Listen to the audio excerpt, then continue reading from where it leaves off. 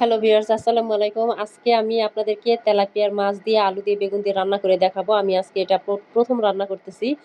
তো এই তেলাপিয়া মাছ দিয়ে বেগুন রান্না করার ইয়েটা আমার অভিজ্ঞতা নাই। আজকে আমি রান্না করব। তো আমি ১ম এ মাছগুলো ভেজে নিয়েছি। মাছগুলো ভাজা হয়ে গেলে আমি এই মাছের তেলেই আমি পেঁয়াজ দিয়ে, মরিচ দিয়ে সব পেঁয়াজটা একটু ভাজা, ভাজা হলে সব মসলা দিব।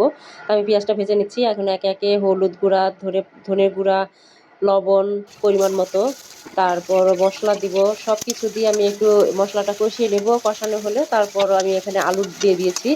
আলু দিয়ে রান্না করার পর আলু একটু সিদ্ধ হলে এরপর আমি একটু বেগুন দিব। বেগুন দেওয়ার পরে বেগুনটা যখন একদমই একটু উপরে দেখবেন যে চামড়াটা হয়ে গেছে, তখন বুঝবেন যে নরম হয়ে গেছে, তখন পানি দিতে হবে।